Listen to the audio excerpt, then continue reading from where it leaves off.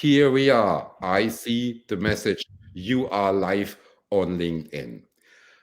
Unbossed Leadership live session with Mauro Porcini.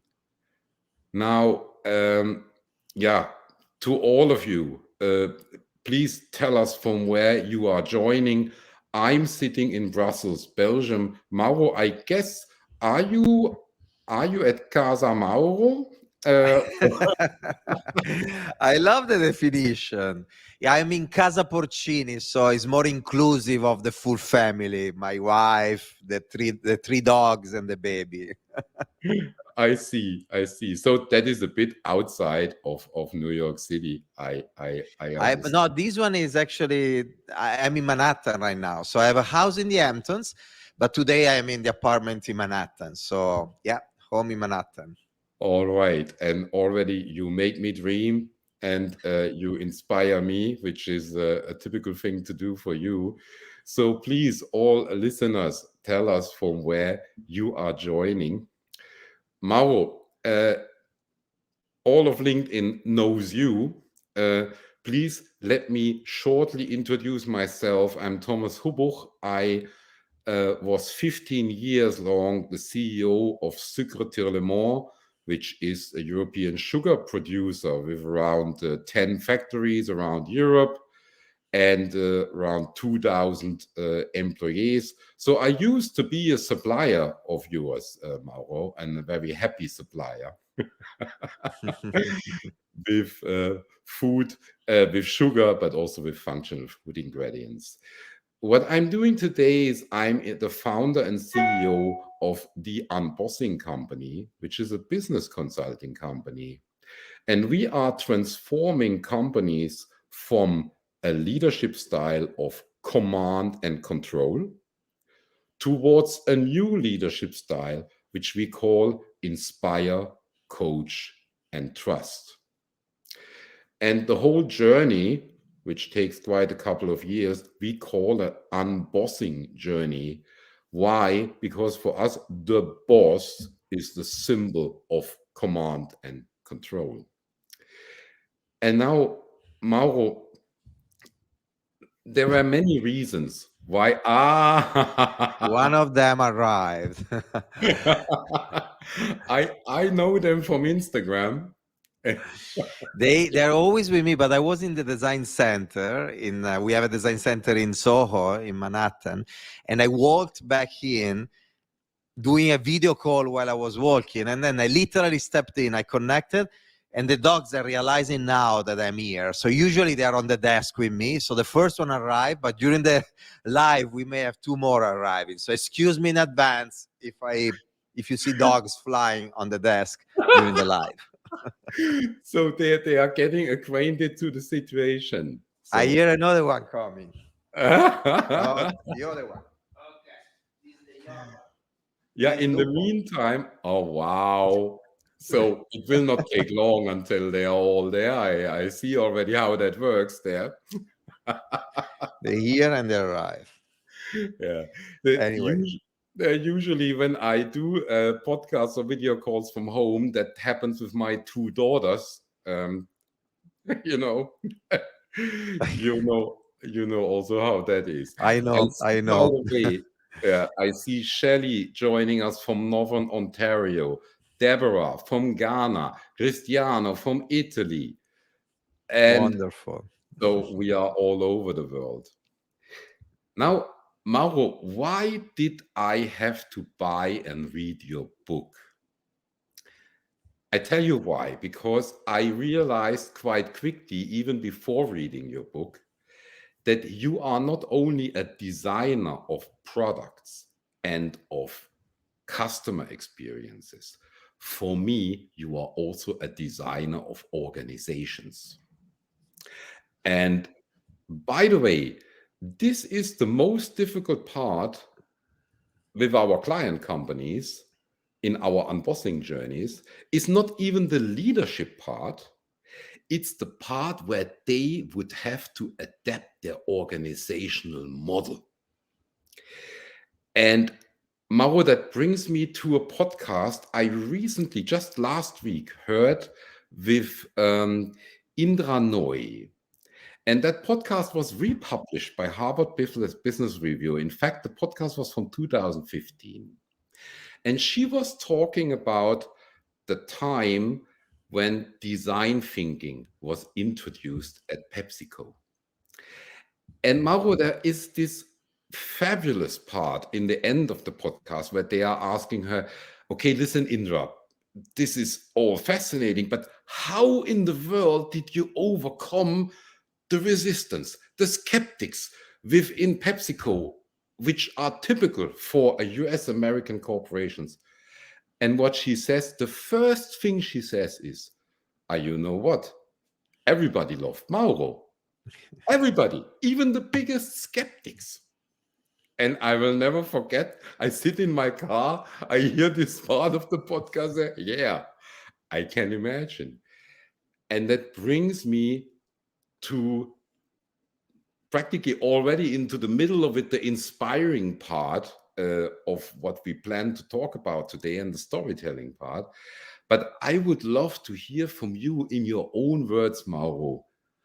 What was design at PepsiCo before you came? And what is design at PepsiCo today? Look, I'm going to give you first a very synthetic answer, and then we can elaborate on it. But before I came, it was a lever in the hands of marketing. After I came, and in all these years, and not just because of me, obviously, but because of many designers with me and many marketers and R&D people and people in other functions that embraced that idea and co-drove that idea with me, is culture. From a lever to grow a business to part of the culture of the organization.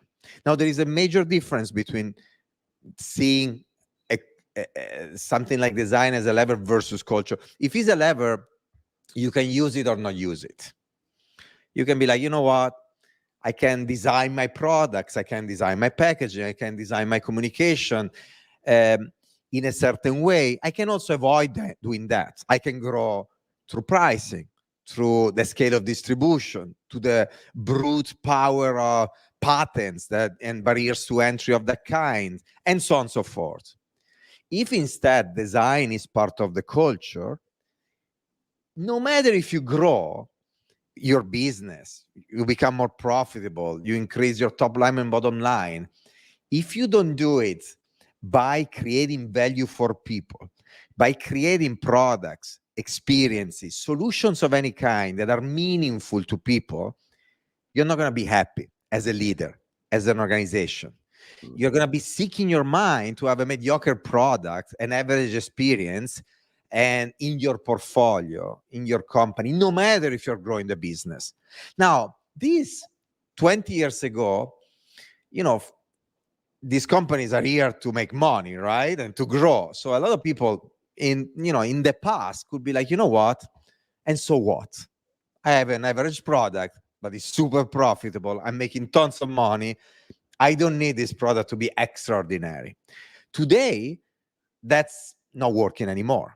Because today, if your product, experience, branding, the overall solution to people's needs and wants is not extraordinary at 360 degrees, sooner or later, somebody else will come and will fix the problem on your behalf with their own products and brands and their with competitive solutions that are going to create problems to your company.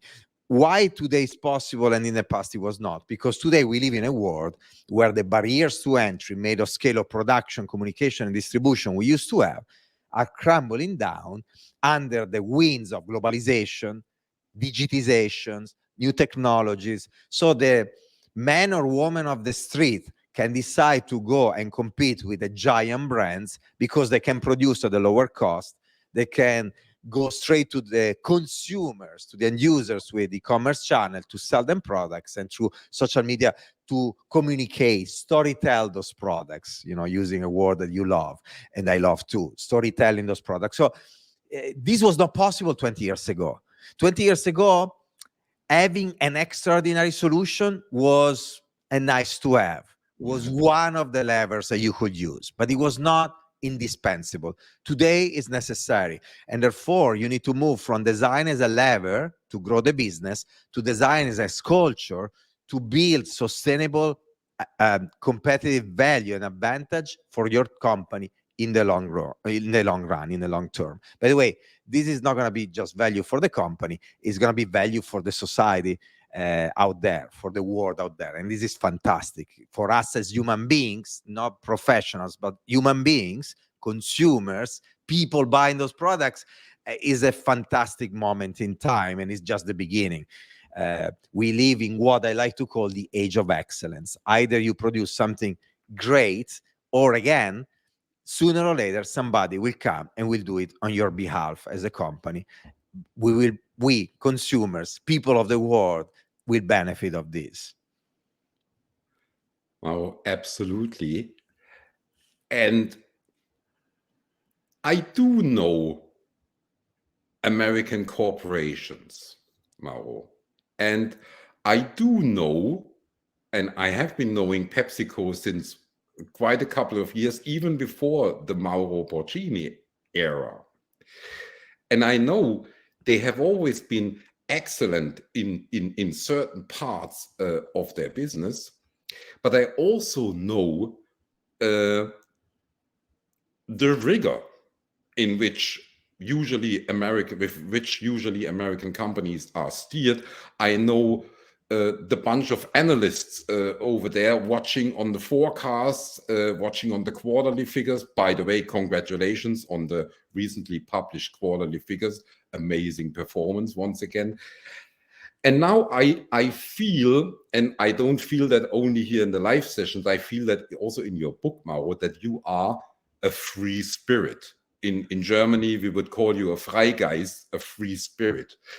And now I'm really curious, how does a free spirit like you enter a company like PepsiCo, a corporation like PepsiCo, with this message, Mauro, which means, by the way, that this is not only a corner and a certain function in the company, which will be tremendously transformed, but this, your message goes over production facilities, even to supply chain, if you really think of it. How did that work? And was that only possible from your point of view with this congenial relationship with Indra Nooyi? Look, Indra played a very important role, as Ramon Laguarta, right now, the CEO of PepsiCo since the end of 2018, is playing an important role. CEOs always play important roles because they have the ability to sponsor a change of culture, to drive it. And these changes of culture, they are progressive, they're incremental, they take time, they don't solve itself from night to day. And especially if it's a culture of innovation, is a ongoing change that will never end. There is not a beginning and the end. You know, you keep evolving the culture of the organization towards this kind of innovative mindset, always in tension between productivity on one side and change, innovation, meaningful innovation, human-centered innovation on the other. So CEOs are really, really important. But then the body of the company is extremely important too. And I use a strategy that was very practical and pragmatic that I developed over the years at 3M in my previous company. And then it became a sort of playbook when I joined PepsiCo. And essentially, first of all, it's very important to try to deliver results very quickly. Mm-hmm. They don't need to be perfect. You don't need to show the full value you can bring to the table right away, but you need to show some form of progress as soon as possible. To do that, I essentially mapped two variables when I joined the company. On one side, the projects where I thought I could show visible value of a tangible change in a short time frame. So what are those projects where by getting involved, by changing perspective, by doing things differently, I can land in market something visible quickly. Or even if I was not landing something in market, I could build some form of value in some areas very visible to the company that the company really care about. As an example, all the work that we do with our customers, the Marriotts, the Targets, the fast food service channels on one side and the traditional retailers on the other, how can I help in the conversation of supplier to customer, PepsiCo to customer, transforming more and more the conversation from a financial transaction to a partnership, bringing in design thinking, innovation, strategic thinking of a different kind, not the one those both companies were used to. That's an example where we didn't land anything specific in market in the first year, but in that first year, we're able to show our own company, PepsiCo, how we were adding value to those conversations, and our customers will look at us in a different way because design was involved. So again, identifying what are those potential proof points that I can build very quickly.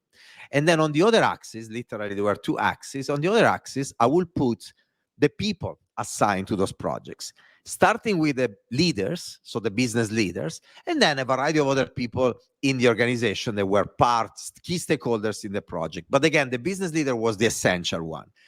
And I would try to understand if the person had the characteristics to disrupt with me, to be an innovator, to be what I later on, I developed this when I was at 3M. So already at 3M, towards the end of my 10 years in the company, I call these people the co-conspirators, people that were willing to conspire for change with me. And so when I joined the company, we identified those projects that were low-hanging fruits, projects where I could show value quickly with the right leaders on them. I could have had projects that were really, really good where I could show value quickly, but I didn't have the right partner there. I didn't have the right business leader there. Those were not the top priority. Because if you don't have the right partners, you're going to spend all your time in trying to convince this person, this leader, in drive change. And at the end, it was going to be anyway very difficult to land something different in the short term in a very efficient and effective way. And so, yeah, that has been the strategy. Start to deliver results. At the beginning, will be 1 or 2, then 3 or 4. The more you grow those results, the more you storytell the hell out of them. You tell the stories. Yeah. And I did it many times using my own personal social media, my LinkedIn channel, my Instagram, my Facebook. I built as soon as possible a PepsiCo Design Instagram account. We created a website. We started to publish every year an internal book of all the projects we were generating. At the beginning, these books were very tiny books, with few projects. But again, we were publishing them, printing them, and sharing them with all the key stakeholders.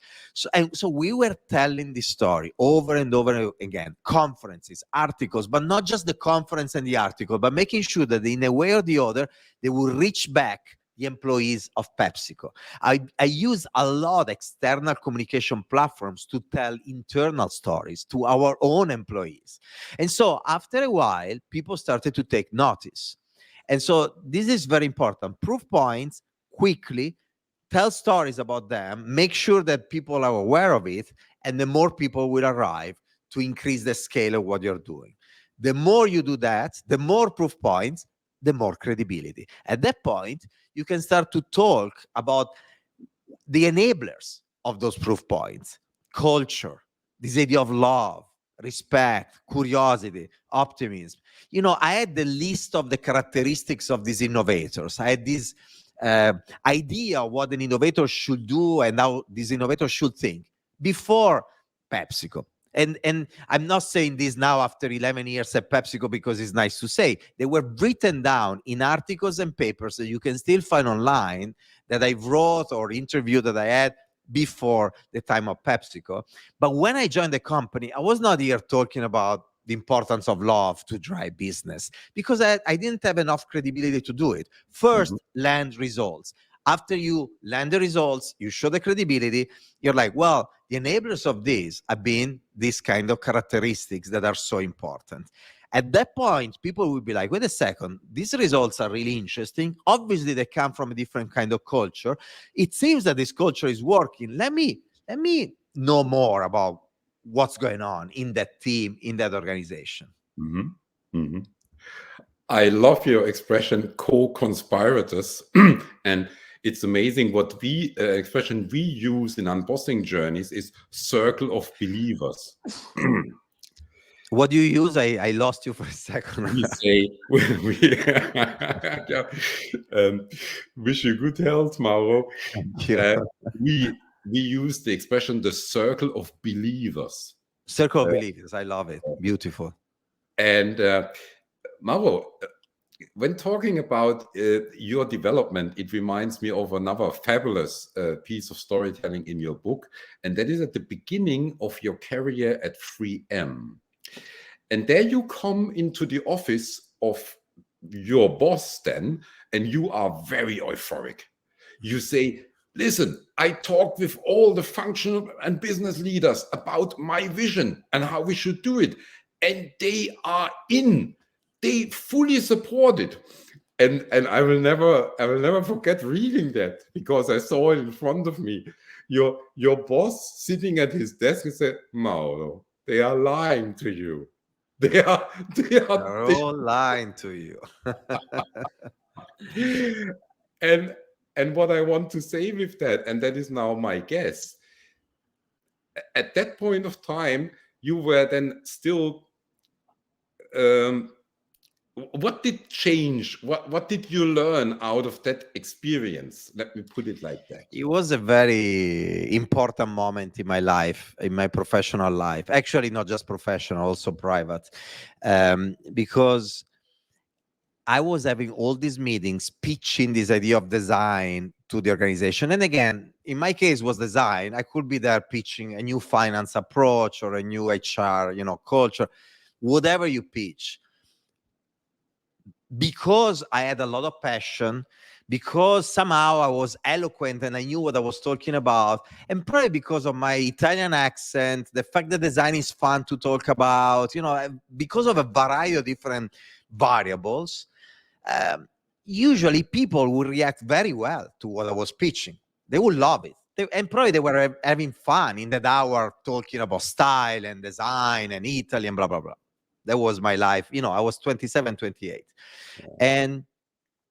And then this executive sponsor of mine, this EVP of the consumer business of 3M, opened my eyes. He told me, they're all lying to you, as you just, Thomas, you just said. And then he went on and he explained what he meant. He told me, look, imagine you are in a gallery, in an art gallery, and you have a beautiful painting in front of you, and you really, really, really love that painting, and you have plenty of money in your pockets. What do? You buy the painting, right, Mauro? Well, you, Mauro, and design, you are one of the paintings in the 3M art gallery. But there are many other paintings. There is the next HR project. There is the investment on a plant. There is many other things. And I know that those teams that you talk to are all buying other paintings. They're not buying the Mauro painting, the design painting. And I know Dr. Nosari, the EVP, knew, because he gave them the budget. He knew how much money they had and where they were spending them. That, again, opened my eyes. Why? Because I realized that I was totally unaware of the situation I was living. I was living in the belief that the people in front of me were co-conspirators. They were people that wanted to work with me. And instead, they were not. And this happens all the time when you try to push something new for different kind of reasons. As an example, because they're afraid, that they know very well that you have a big sponsor behind your shoulder. So it's not about pushing back on Mauro, it's pushing back on the EVP of the consumer business. Or maybe because they want to be nice. There is this young guy full of passion. They don't want to disappoint him. Or maybe because they actually are giving you some kind of signal that they don't like what you're talking about, but you're too in love with your ideas to Yeah. see that actually people may eventually not like your ideas as you do. So for a reason or the other, often we find ourselves in these kind of situations. And so after that, I define a new approach to these kind of meetings. Every time somebody will tell me, I love what you're proposing, I tell them, okay, let's do it together. Give me the money. Do something, some form of sacrifice, of commitment. I call it sacrifice, a commitment Yeah. to be part of this. It could be resources, financial resources, people. It could be just a visible commitment in front of the company to be part of this. But in a way or the other, you need to be part of this. And so if you do that, the most of the times, the most of the people will drop off. They won't be with you. And this is perfectly fine, because what you need to do in that phase is mostly to identify who are those few people that are going to be with you. And usually, in average, they are 10% of the population, one person out of 10. This statistically, this is what happened to me, but in general, this comes from plenty of data that we have about adoption in the consumer market, about the curve of adoption of new products for people out there, for consumers, customers, people out there. We know that people willing to try something completely new before anybody else tried that thing are 2 to 3% of the worldwide population. People coming immediately after, the early adopters, immediately after the innovators, are around 8-9%. We know, therefore, that around 11-12% of people are the ones willing to try a new product, a new brand, a new solution before anybody else. The same thing happens when you need to adopt a new culture inside an organization. So the message that I gave to myself before anybody else, but then over the years to all my teams, has been this: if you find a lot of pushback, a lot of rejection, it's fine. It means that you are proposing something disruptive and something new. If you find 9 people out of 10 that are not with you, it's part of the game. Don't get demotivated. It's just the game that you are playing. Actually, if you find too many people with you, it means that you're not really pushing the boundaries. You're not really changing too much. And therefore, or they're lying to you. The other scenario is they're lying to you. So you need to identify the ones that are really with you, the so famous co-conspirators. That really changed my life, because I've been so much more effective at doing what I was supposed to do, because I found those people that really wanted to disrupt and change with me, versus wasting time with people that had no intention of changing anything, no matter they were telling you eventually that they were with you. Thanks, Mauro. And just to be clear, when you said you found these people, uh, that doesn't mean you found these people only within your own tribe or your own function. You found these people in finance. You found them in the sales function. I guess you found them as well in production and supply chain. Is that correct? Yeah, and look, yes, absolutely. That's I'm referring to all the other functions, because in mine it was easy. It was easy for me because I built my functions from scratch. So I hire the people in my team. So of course I hire the people that I love. It may be not the case for other people that go in a company and they find teams already there reporting to them. So if that was my case, I would have needed to find them even within my team. But in my case, it was mostly outside of the team, and it was literally at the beginning me hunting for those people. Then over the years, reaching more credibility and more, inside the organization, a different kind of seat at the table inside the company, I've been able also to influence the selection of some of these people in the key projects, or anyway, making sure that the right people with the right mindset are assigned to the right projects. This is key. And that's why many years ago, when I was still at 3M, I came up with this long list of characteristics of these innovators that then I started to pressure test and validate over the years, and at the end became the list of the characteristics of the unicorns, the people in love with people, as I call these innovators that you can find in my book.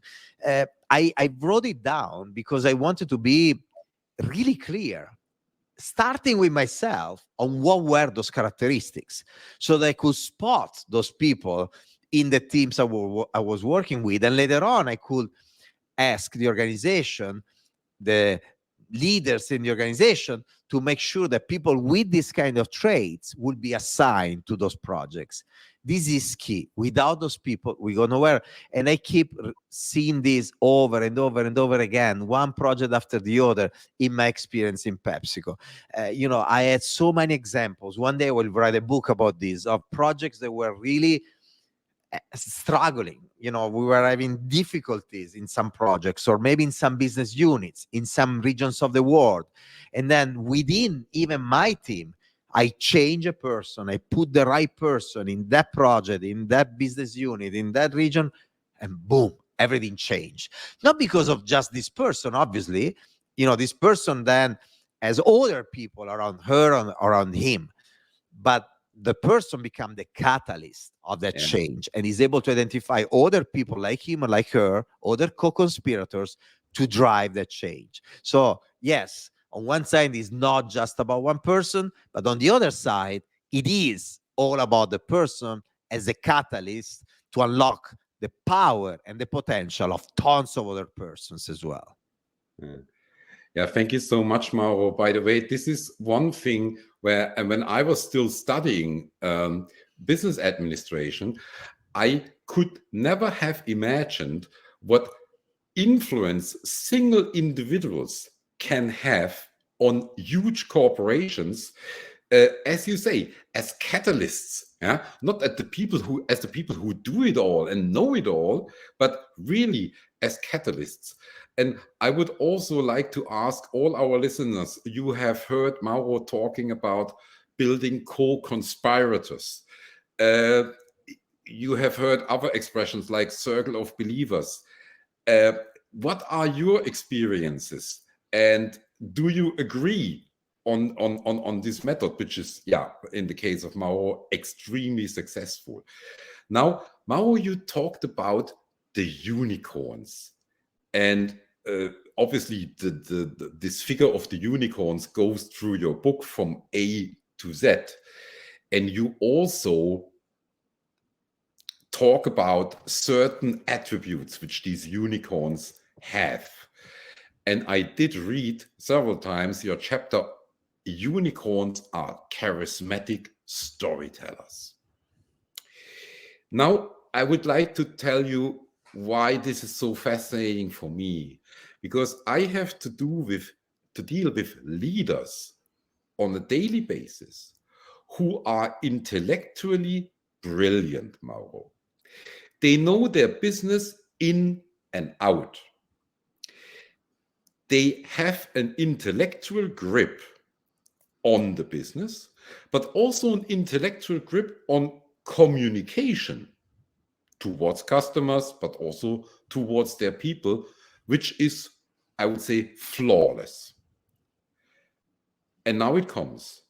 They are unable, simply unable, to inspire their people a single bit, despite the fact that they may have, and I'm convinced they often have, the right idea for the strategy, the right idea and even plan for what should be done. They are not able to inspire.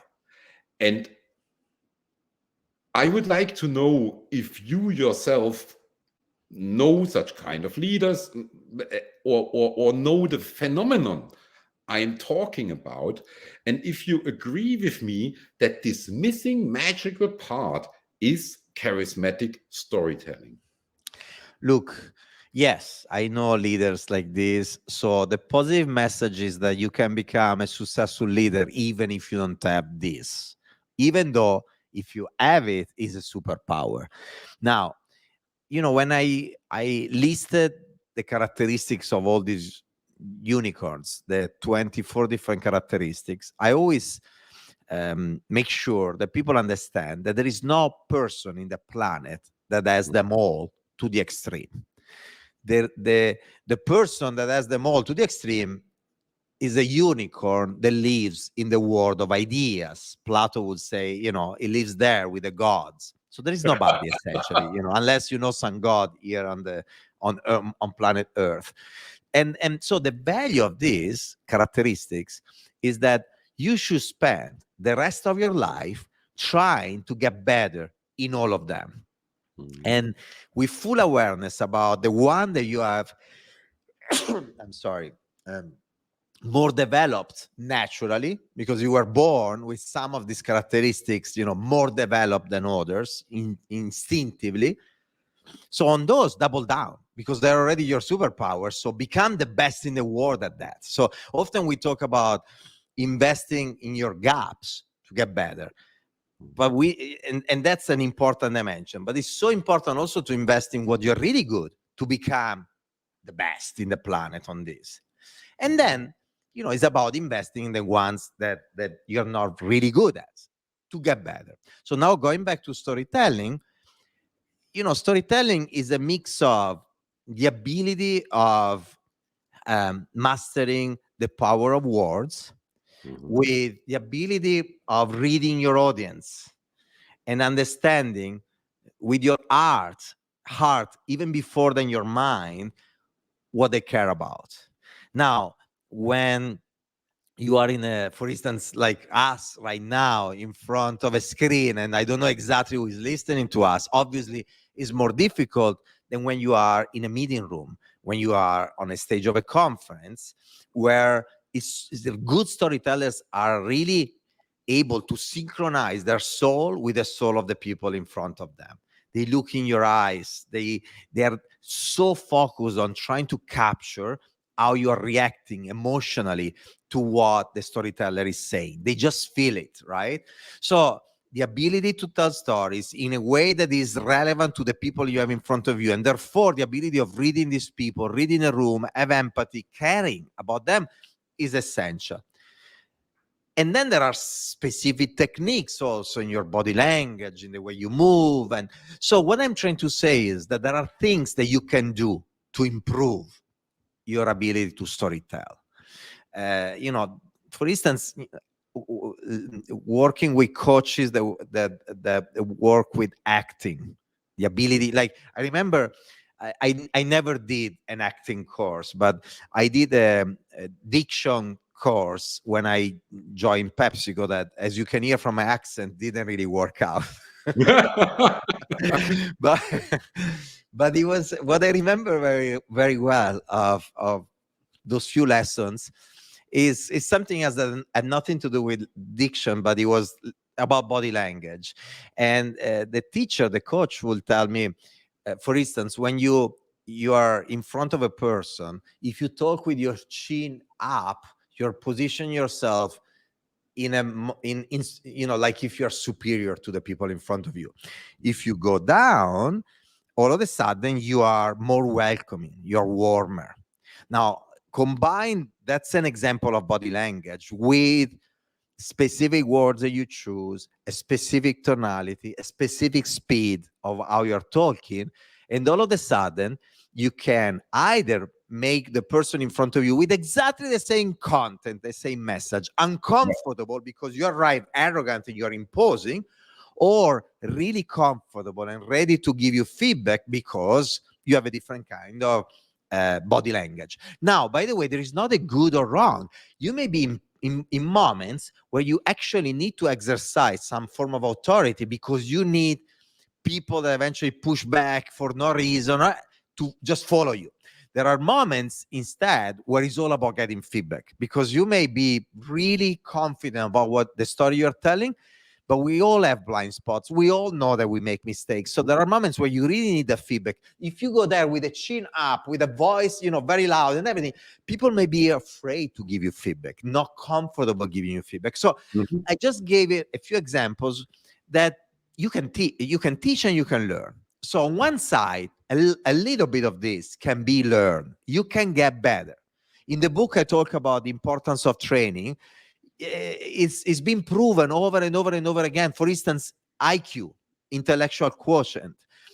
People that are born with a very high IQ, if they don't practice, if they don't keep learning, they may be beaten by people that were born with a lower IQ, but through practice and learning, they develop over the years a higher level of IQ. This in soccer, you can be born Maradona or whatever soccer player you love, but if you don't practice, somebody that is born without those kind of skills can become better than you over years. Now, the problem is that if you're not born Maradona, you can practice as much as you want, but you will never become Maradona. You can play in the Premier League, in the Serie A in Italy, eventually, if you really, really practice and if you have a good base, but you will never be Maradona, Ronaldo. And if you are a leader in PepsiCo, in Procter & Gamble, in one of these big companies on your startup, you want to be Maradona, right? In everything, in every single characteristics of the unicorns. And this is where other people come into place. Understand where you're weak and build super teams to help you fill in those gaps. So if you're not a great storyteller, surround yourself with few amazing storytellers that will help you telling those stories. A little bit writing them for you. So, a component of it is that.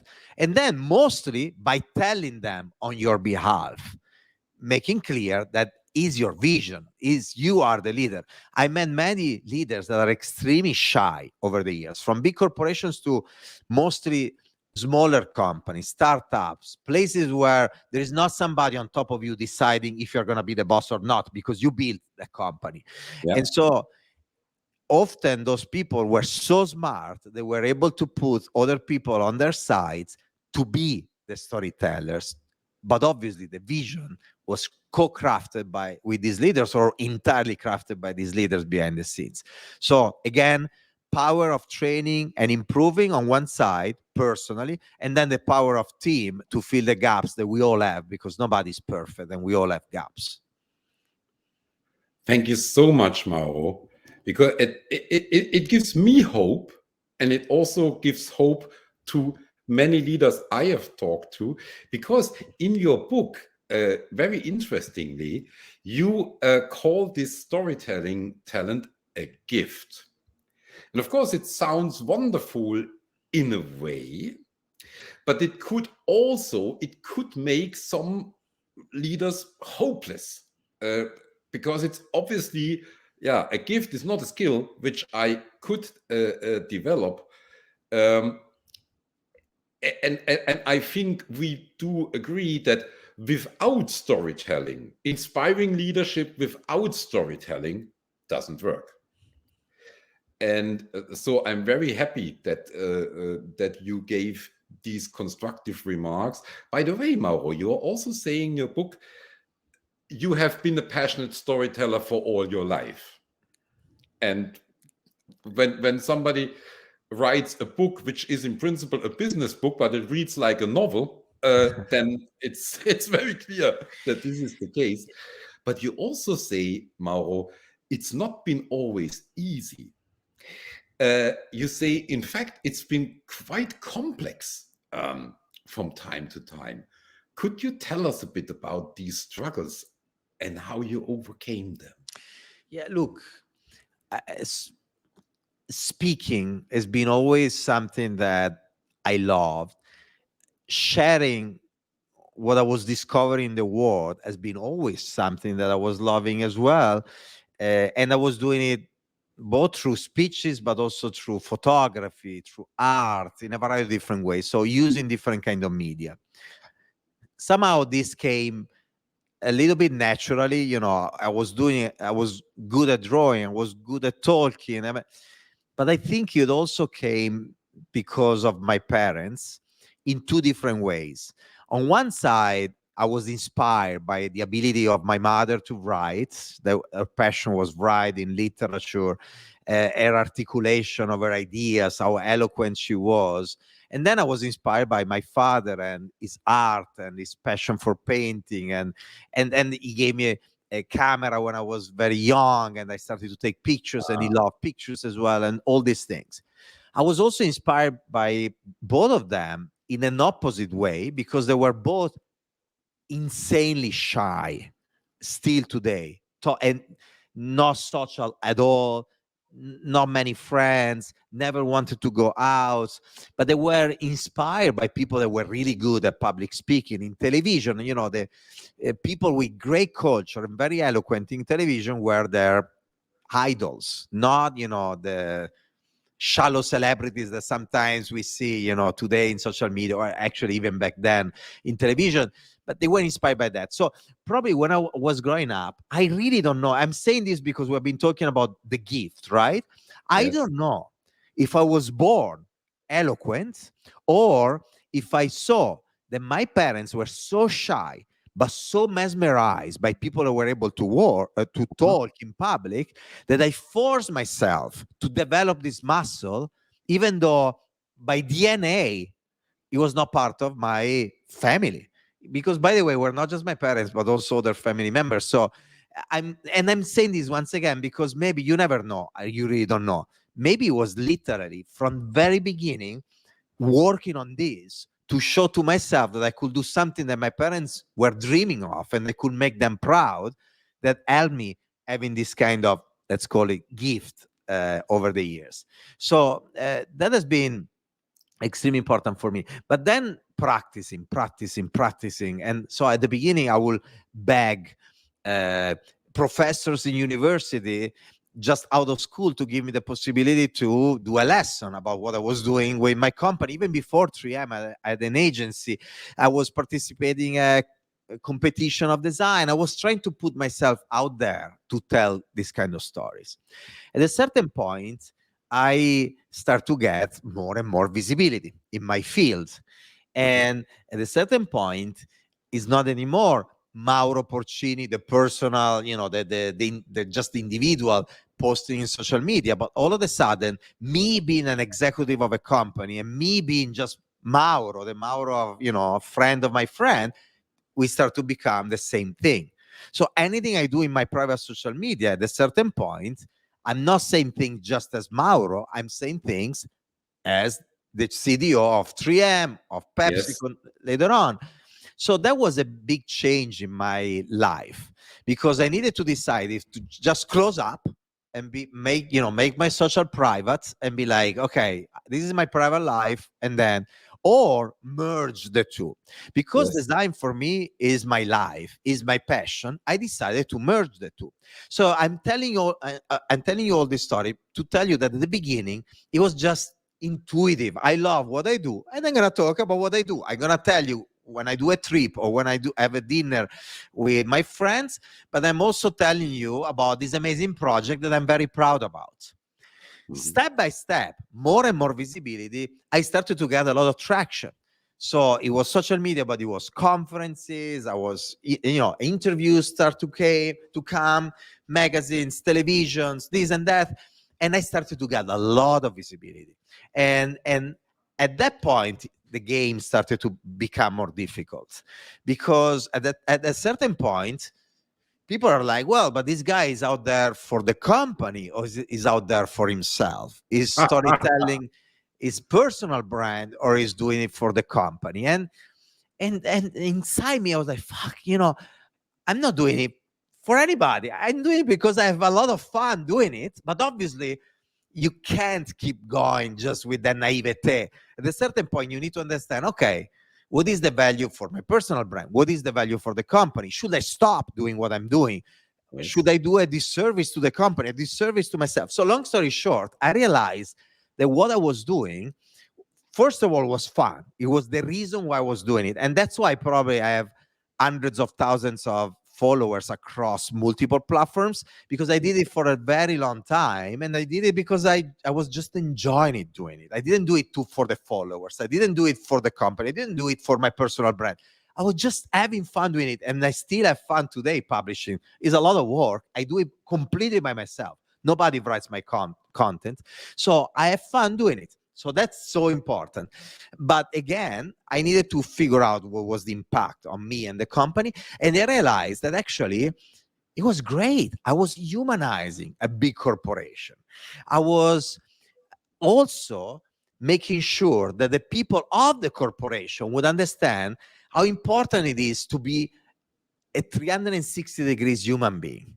You know, the importance of work-life balance, the fact that I can be a successful executive doing great projects, but I can also have a life. You know, we often talk about the importance of work-life balance. There are all these, here is the third dog, Leone. Oh, wow. Hello. It arrived. So So we have them all together. so we talk about the importance of work-life balance, and then you see these people working 24/7 and not having a life and destroying eventually their families, not having friends, and this is not okay, because you're not, this is not a role model for our own organization, for our associates and employees, and for the people out there. And this is important ethically. You need to role model this because this is the right thing to do for people in society, but it's important for the company too. You're going to get people that are more happy, more balanced, with better mental health. They're going to deliver great value for the company too. You don't do that for that reason, but there is also this beautiful collateral effect for your company. So again, it became tricky at a certain point to balance this exposure and some questions about why I was doing things with the fact that I was delivering value to the company. There was value for me, and there was a lot of fun in doing it. It lasted just a few years, and then the company got it. You know why the company got it? Because I could have left PepsiCo many years before if I, and I could have done the same with 3M after a few years of successes. And as a mercenary, moving from one company to the other and make more and more money and just go after the next job. The company understood instead that was there really to create value for the organization. And why? How do you do that? You do that not in social media. You do that in the office, in the meetings, by all the time pushing for what is right for the company to grow the business. And ultimately, in my case as a designer, what is right for the company is what is right for the people out there. Because I profoundly believe that if I create extraordinary value for people, purposeful brands, meaningful products, I am building the most powerful competitive advantage for my company. Now, if you combine these two dimensions, the company understanding I'm not there just for, getting the right rating at the end of the year to get my promotion or my salary increase, but I'm there to build long-term value. And if the people out there understanding I'm doing it in an authentic way, because I really care and I keep talking about this, and my story is consistent, and I keep amplifying the message over and over again, at a certain point, people many years ago stopped, questioning why I was doing that. They saw the value and they doubled down in this, and they helped me so much. Our corporate communication team is so supportive today in everything we're doing. When I created the podcast, is a podcast, my podcast is a PepsiCo podcast, totally funded by the organization with support of corporate communication. Right? In your shoes, yes. So that's an example of this company really empowering me to do these things. I wrote a book. It's a personal book, but I had the former CEO of PepsiCo, Indra Nui, and the current CEO of PepsiCo, Ramon Laguarta, writing the introduction to the book. We just published literally yesterday, this new book with Rizzoli. That is a company book once again. So the company is totally embracing this idea of human-centered storytelling and communication that comes from your heart, and even the imperfection of how I communicate. If you read my LinkedIn post, we are in LinkedIn, often you will find some grammar mistake here and there. I do it on purpose, not a mistake. I do the mistakes because my English is not perfect, but I don't try to have the perfect post, because actually I want people to realize that they're written by me and they're not decided by a committee that is going to decide what is right to say and appropriate to say. They come from my heart. They are filtered through my brain. They are, there to support a long-term story that I'm sharing with the world. But mostly they're authentic. I'm not selling you stuff. I'm here to share a vision of the world that I hope is relevant for you. Even if it's not, I hope it is. But even if it's not, I'm having so much fun sharing the story that's where a lot of satisfaction come from. But then if it is relevant, and often it is, because I receive emails and messages from people, over the years, that makes me really, really happy, because some of these emails and messages are people sharing with me how something that I said, something that I did, inspired them to do things differently and change their life. Like it happened with me, with my mentors in the past. It's indeed. Mauro, first thing I have to tell you here on LinkedIn, many regards from Shelley, and she says her Newfoundland is 3 times the size of yours, Mauro. Then I learned from you, and that is also for all our listeners. So the first thing, you were exposed, and you exposed yourself to lots of different, which I may call artistic influences. That was via your parents, but also I think you did that actively later on. And then the other thing, and that is now my interpretation, Mauro, you are regarding the addressee of messages like a customer. That's how it feels for me when you talk about it, when you say, what is the audience, what is their education, what's in their mind, what are their desires. It sounds to me like you are applying customer centricity also in terms of communication.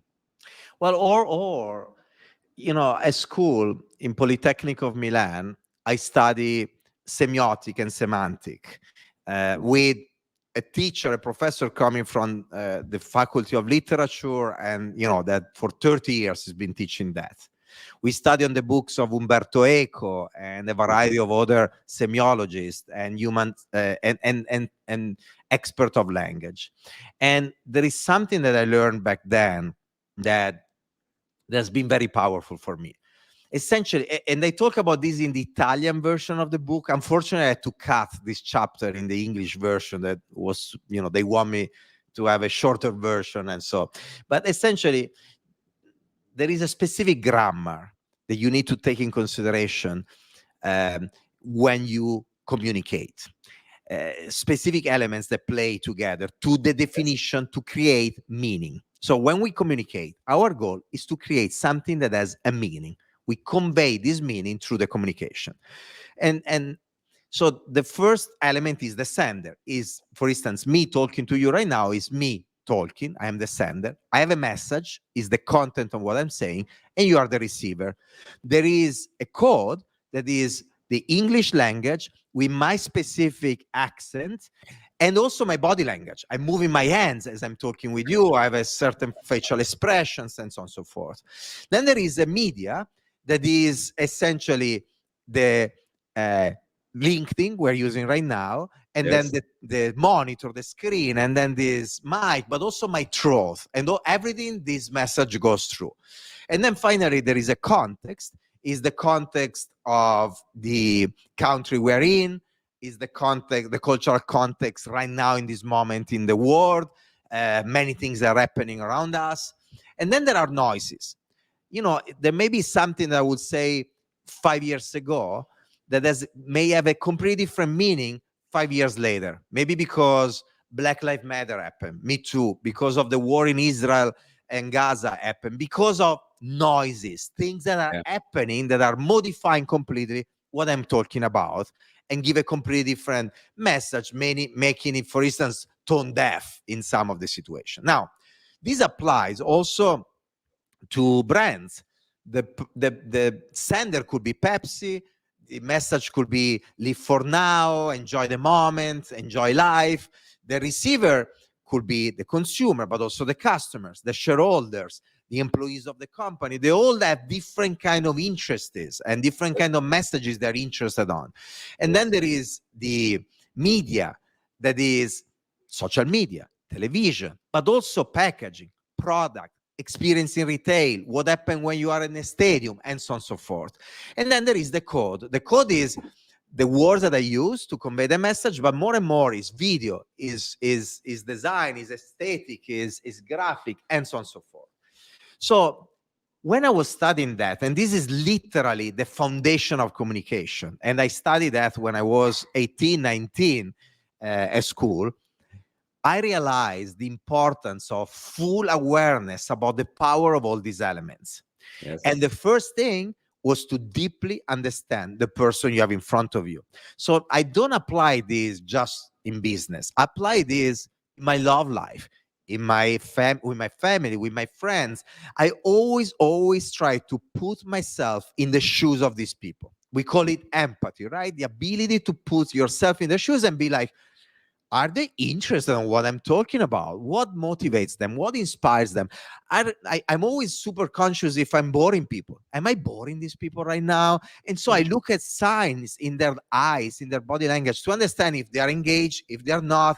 In fact, when I have people in front of me and we have flexibility with time, I always tell people, they call me for giving speeches or conferences. I tell them, look, I could talk about this topic for 2 hours, or I could talk about this topic for 30 minutes. I'm going to read the room, and on the basis of how the room reacts, even usually they don't talk. The speech is often, me talking with a lot of passion, but it's like this. So without them saying a word, I try to read the room and understand if they're engaged or not.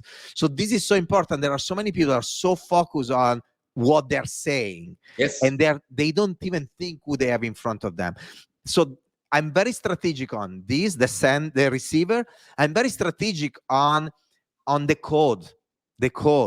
So the way I dress when I talk to people, if I am in a boardroom asking millions of dollars of investments, I'm going to dress eventually more conservative than if I am on the stage of a business forum with thousands of CEOs in front of me, where I already have credibility. I'm there to inspire them and eventually shock them a little bit. And so I go dressed as a crazy person, but I rebalance that craziness with a vernacular vocabulary that is accessible to them, that talks about business, financial value, profitability, efficiency, effectiveness. So I always play the elements of the code, both in vocabulary and in visuals, my visuals, the way I dress, the way I move my body, the pictures I have, on my back when I use a presentation, to play the balance, shock, but then reassure with codes that are accessible to them, that are familiar to them. I wear a jacket, but crazy shoes. I talk about love, but as a driver of productivity. And so I play this game all the time. Is the importance of code. While too many people focus so much on the message, the content, and you have all these presentations on the what, and they're not as strategic about the how you deliver the content. That is as important as the what, to create meaning, because at the end of the day, that's what you're there for, to create meaningful messages to people. And the dramatic impact you had, not only on PepsiCo, but on a whole industry. And I can say that as a former member of that industry of consumer goods, proves you right. For me, it is really amazing to see how conscious you are, even in these details. And Mauro, that can only be done with passion, because otherwise you get crazy, right? I mean, you say, oh my God, what do I all have to take into account? You do that with passion. By the way, Mauro, we have here a comment from Deborah, who says she's amazed by this authenticity, which she can feel through the screen.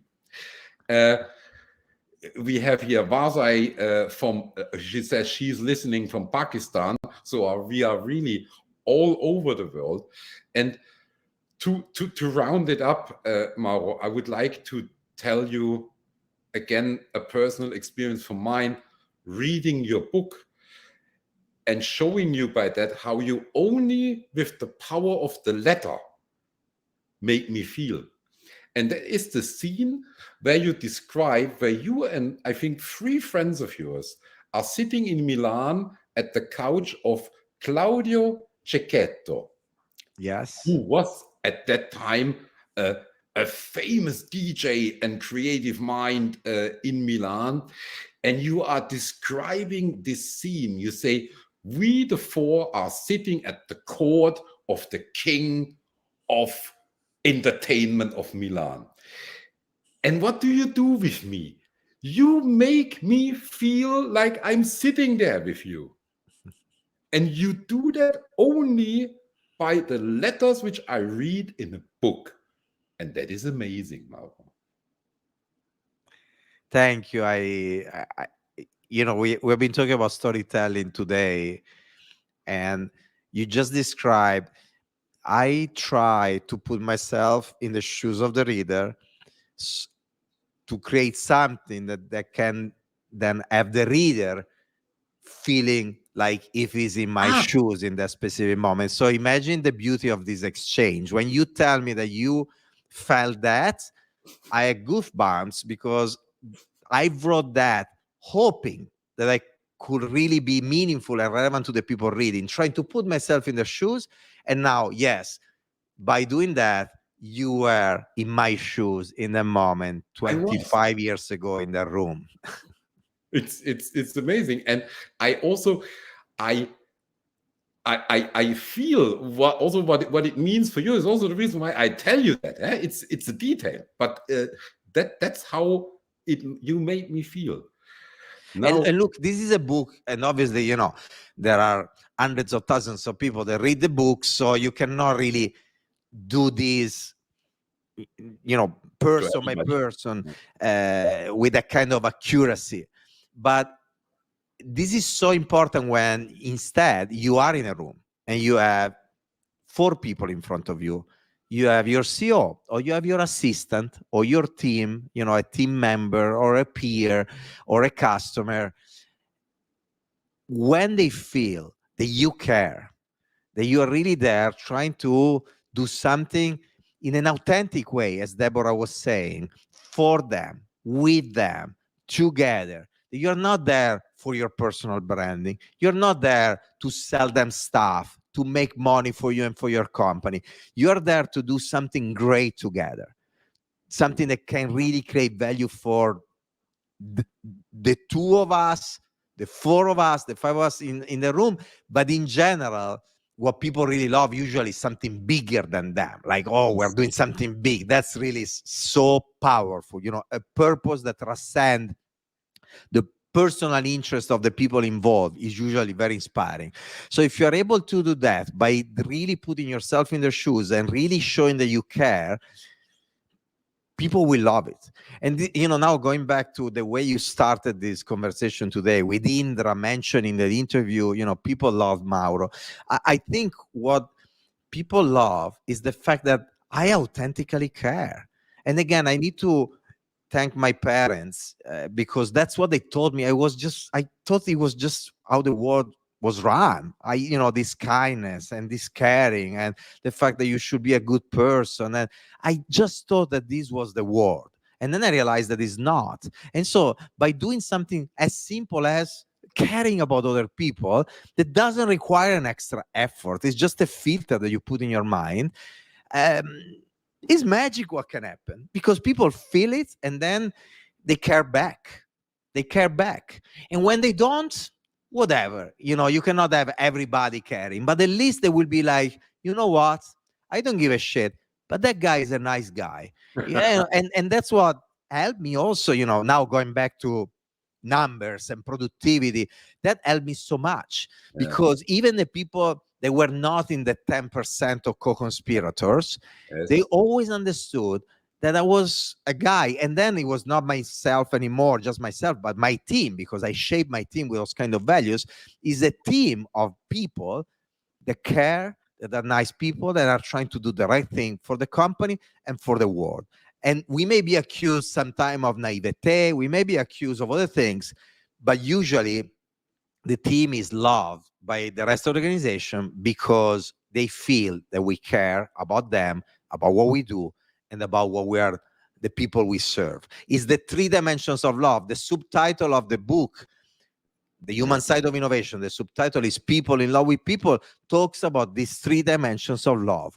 Love for the people you serve, so you really try to do something extraordinary for them. It's not about growing the business, it's about creating amazing value for people out there, customers, consumers, users. Is love for what you do, is the passion. I was talking earlier about the fun, right? The fun, even in the way I manage social media, but mostly it's the fun in the projects, in everything we do. That's the love for what you do that gives you resilience, courage, and the ability to passionately move towards any kind, against any kind of roadblock, coming over any kind of roadblock and difficulty. And finally, the love for the people that surround you, bringing people with you, caring about them, understanding that, by the way, you cannot do everything by yourself. You need to bring people with you. It's not a one woman or one man show. It's a team collective effort. And if you care for others, they will care back. And together you can change the world. Amazing. And again, Mauro, we are doing what every legendary TV broadcast show is used to do. We are going over time. I'm thankful for every second of and every minute of Mauro time, just to be clear. I also love, again, this willingness of you to do this provocation. What do I mean with that? It's a business book. It's a book written by a top executive of a global world-class company. And this book is talking in the title about love. Now, if you ask me from the top of my head, if I am aware of any other person in your position doing that, I'm not aware. Yeah. And this is, and I hear that from our dialogue, you like these provocations, right? And you like these. But it's very important. Again, I want to emphasize this. If it's just provocation for the sake of provocation, is not gonna work. And in another dimension, when you are called to a company to disrupt, to change, to provoke, and the CEO that is calling you in, or the business leader that is calling you to his team or her team, is telling you, just go, provoke, disrupt, because I'm protecting you, because the company won't understand what you're saying. You just go and change. Yes. If you just do that, if you just provoke, if you just disrupt, you're going to destroy. Instead, you need to provoke and disrupt in a meaningful way, bringing people with you by building bridges versus destroying bridges. And so that's why it's always playing the balance between provocation, disruption, and then giving them a hand, giving them something they're more familiar with, and reassuring them that, yes, we're here to disrupt together and build together, and we're not here for me to disrupt and destroy. Yeah. Thank you. Can I put it in these words, Mauro? Serve something which they do not expect, also to get their attention, right? Yes. To get them, hey, wait a minute, what is he talking about? Say again. It's human, like animals, our brain essentially build a series of shortcuts of things that we already know. So we stop paying attention in front of things that we're familiar with, simply because of efficiency of how our brain works, because there is not enough capacity to store all the information we are exposed to every day. Yeah. So when you change what happened in front of you, even in a normal process, there is something, wait a second, is the meeting that I have every single day, this guy now is talking about love, or he's talking about something you don't expect, boom. Now the brain pay attention. So yes, is also that, yes. And with that, Mauro, also hear from Deborah, again, excellent tip. Generally care about the people you serve. Thank you, Mauro, for this. And yeah, thanks also, Deborah. Thanks to all our listeners. And thanks to you, Mauro, because especially what you were talking about now, again, the last couple of minutes, helps us as consultants, because we do have from time to time this impulse to come with the provocation, yeah, also out of a bit frustration. And thank you very much for this element of constructiveness, because even if the CEO or owner of the company we consult has fully our back, we would not move a millimeter with only provocation. Yes. Thanks so much for that. Yeah, Mauro, again, we could indeed do 100 of live sessions about so many things. I'm just amazed. I'm still in the process of taking it all in. This is, by the way, the same with your book. Sure, I did read it in one go a couple of weeks ago, but I come back to it, yeah, again and again and again. And as we both know, these are the best books. Yeah? Talking about Umberto Eco. How often did you read the same book of Umberto Eco on different occasions? I There's think always time to learn from him. Yeah. quite a couple of times. Thank you so much, Mauro, and hoping to see you soon, meet you soon, also physically. I know you are in Europe regularly for obvious reasons. And with that, thanks to you, thanks to all our listeners, I would now take us from the live stream. So I go on end stream. Thank you. And thanks to all the listeners as well.